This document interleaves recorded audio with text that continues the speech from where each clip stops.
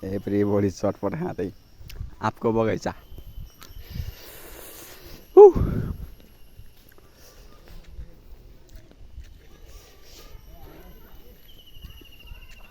झन्डै झन्डै पिरोले मरेका साथीहरू। आँपको बगैँचा यो बाबुबाजेले पागलमा रोपेको आँपको बगैँचा हो यो। अहिले चाहिँ म पोखरा लान भनेर टिप्न आएको होइन। आँप त फल्यो कसरी झार्ने भन्ने कुरो हो यो। टिप्ने कसरी टिप्ने अब यो आँपलाई हाम्रो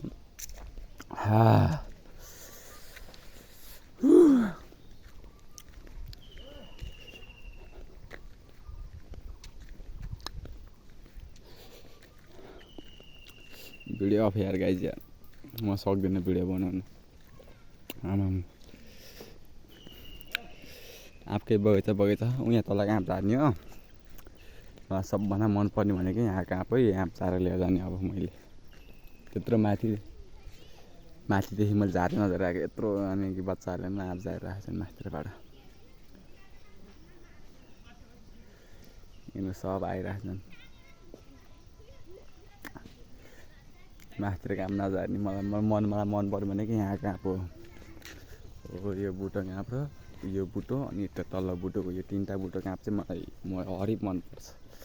मलाई उयो चाहिँ बुटोको नि मनपर्छ तर खासै मन पर्दैन। तर मिठो त मिठै हुन्छ खासै मन पर्दैन।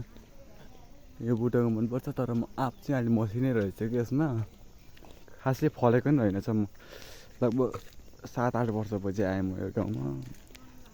आँप खासै फलेको रहेछ यसमा नि खासै फलेको रहेछ र त आँप त पाक्यो माथि अनि म भिडियो जुम गर्न मिलेन नि एउटा त चटपट आँप त पाक्यो बिचबिचमा। तर म झार्छु अब यसलाई चढेर जस्तै झार्दिने आज आँप 1 बोरा लिएर जाने हो मेरो उसमा हिसाबमा।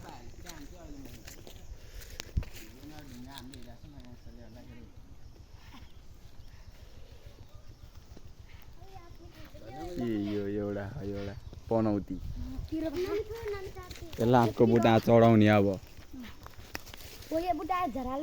यो र त्यो उठाएको चढाउने यो दुइटा मलाई मनपर्ने आँप।